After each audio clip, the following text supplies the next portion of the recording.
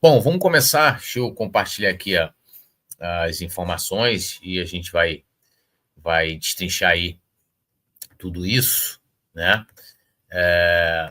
Aqui a informação do Globo Esporte sobre a desistência aí do Mickey Johnston. Então, o Flamengo desiste de contratação e cancela a viagem de Mickey Johnston ao Brasil. Ontem à noite já, como eu disse, o Júlio Miguel Neto e o Bruno Castanha já tinham dado a informação de que o Flamengo iria desistir. O Globo Esporte também fez matéria, todo mundo fez matéria, logicamente, falou disso.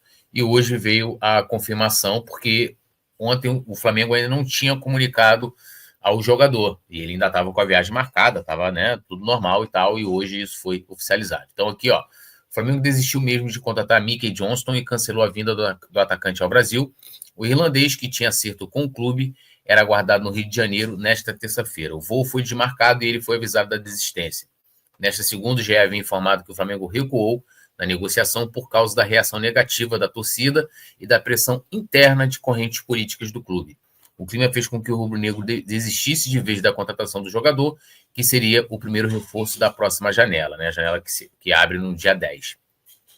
O status do reforço desagradou pessoas do clube que viram o Mickey na mesma prateleira de Juninho, contratado em janeiro junto ao Karabag do Azerbaijão. O jogador de 26 anos pertence ao West Bromwich, segunda divisão da Inglaterra, e custaria 5 milhões de libras, quase 37 milhões. O valor foi contestado internamente. Não só isso, também havia valores aí com relação à bonificação, né, e tal. Então, esses 37 milhões poderiam chegar até, se não me engano, a 40 milhões de reais. Um relatório do Departamento Médico sobre o histórico de lesões de Mickey é usado como justificativa do Flamengo para o recuo, porém, de acordo com o site Transfer Market, a última lesão que tirou o atacante de combate foi em março de 22. Na ocasião, ele teve um problema no tornozelo. No momento em que o nome se tornou público, houve uma grande repercussão negativa por parte da torcida nas redes sociais. Os questionamentos ganharam espaço também internamente e nomes fortes da atual gestão fizeram pressão para que o clube voltasse atrás no acerto. Dirigentes, conselheiros e pessoas influentes, tanto da Gávea quanto do Ninho do Urubu, questionaram o presidente BAP sobre a contratação de Mickey. O departamento de futebol entende que o reforço chegaria para compor elenco e buscar espaço com Felipe Luiz e que a repercussão não seria tão negativa se tivesse anunciado antes outros nomes de peso. Além de Mickey, o Flamengo negocia a compra do meia Carrascal, mas o Dinamo Moscou da Rússia faz jogo duro pela liberação. Na última temporada, Mickey disputou 41 jogos, 25 como titular, e marcou 3 gols, além de 5 assistências pelo West Bromwich. Antes, o atacante atuou pelo Celtic e Vitória de Guimarães. Ele tem passagem pela seleção da Irlanda, apesar de ter nascido na Escócia. Bom, vamos lá, vamos falar aqui do Mickey. Primeiro, assim, eu fui uma das pessoas que contestei muito essa contratação, e não é por ser contra apostas ou que o scouting do Flamengo não possa buscar jogadores. A grande questão é que, assim, né? Primeiro, vamos lá, essa questão do scout. Tanto o Juninho como agora o Mickey eram jogadores de conhecimento do Boto, né? Então, por exemplo, se fala muito do Pablo Mari, que, lembrando, não foi uma indicação do JJ, tá? O Pablo Mari, antigamente o Flamengo tinha, que agora é o Scouting lá, que era o Centro de Inteligência de Mercado, e eles fizeram esse mapeamento do Mari na época e, né, logicamente, consultaram o treinador, que deu ok, falou, beleza, pode trazer. E por mais que o Mari estivesse na segunda divisão do futebol espanhol, ele estava emprestado, ele era jogador do Manchester City. O Flamengo foi lá e pagou, se eu não me engano, 5 milhões de reais, era algo em torno de 1 milhão de euros, 1 milhão e meio de euros na época, né? E era um jogador desconhecido de todo mundo, ele não estava no radar de ninguém, né? E coincidentemente são dois jogadores, né, que passaram por Portugal e que o José Boto já tinha conhecimento. E aí entra uma outra questão, que o jogador viria, ele é um atacante de lado, né? Então, naturalmente, ele já tem poucos gols, mas ele viria para jogar num lado em que o Flamengo tem jogadores contestados, que é o Michael e o Cebolinha. O Bruno Henrique até atua por ali, mas tem jogado muito mais como né, um 9 ou um falso 9, vamos colocar assim. E esses dois, e aí ele viria para compor elenco com dois jogadores que né, não tem mostrado o resultado. E aí fica aquela, mas o Flamengo vai negociar o Michael, o Flamengo vai vender o Cebolinha, a gente não sabe, né? Aí a gente vai vivendo em cima da base da hipótese. Os jogadores estão no mercado, então, né? Parece aí que o Michael tem clubes aí do mundo árabe de olho nele e tal, mas até agora nada, não chegou a nada ainda, não tem. Cebolinha, então, muito menos, né? Um nome, aí o Flamengo fez um grande investimento, acho que a operação total no Cebolinha chega a 100 milhões, se não for perto disso, e o Flamengo dificilmente vai ver algo perto desse valor.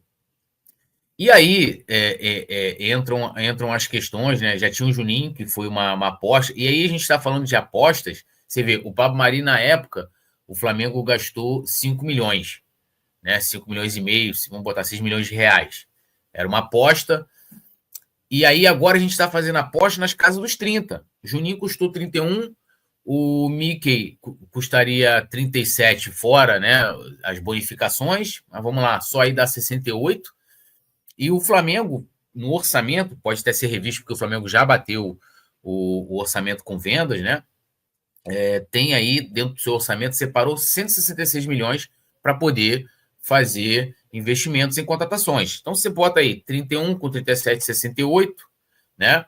E você considera os 67, né? 68 milhões, 31, 37, 68. O Flamengo teria aí mais 100 milhões para contratar, né? Pô, só aí, tanto o Barco ou o Carrascal vai chegar no valor perto disso.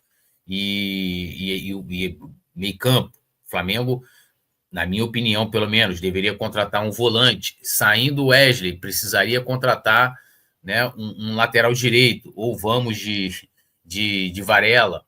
Né? Então ainda tem essa questão do orçamento, que uma coisa é você fazer aposta no jogador, você pagando no jogador totalmente desconhecido, você pagando um valor razoavelmente baixo. Outra coisa é você vai 31 em um, 37 em outro. Aí é bem complicado. E o Juninho, se o Juninho tivesse dado certo, o Juninho já foi praticamente descartado pelo próprio Felipe Luiz, né? O Juninho não joga. O Juninho não joga, né? Pouquíssimos minutos. Pega aí o Mundial, por exemplo. Eu acho que o Juninho nem entrou no Mundial. O Juninho entrou? Acho que jogou contra o Los Angeles, nem lembro mais. O Juninho, o próprio Felipe Luiz já praticamente desistiu do Juninho. E aí você vai trazer outro, né? Até diz ali na matéria, né? O certo era trazer nomes de peso para poder anunciar um jogador que, assim, mesmo que tivesse, ontem se falou do Depou, né? Mas é um nome até difícil, parece que ele quer ir para os Estados Unidos jogar com o Messi e tal. Mas mesmo assim, né? Seria, 37 milhões de reais. O Gui Valim, um abraço, nosso querido Gui Valim, falando aqui, salve meu amigo poeta, eu vou contratar o Michael para ser ajudante aqui na empresa.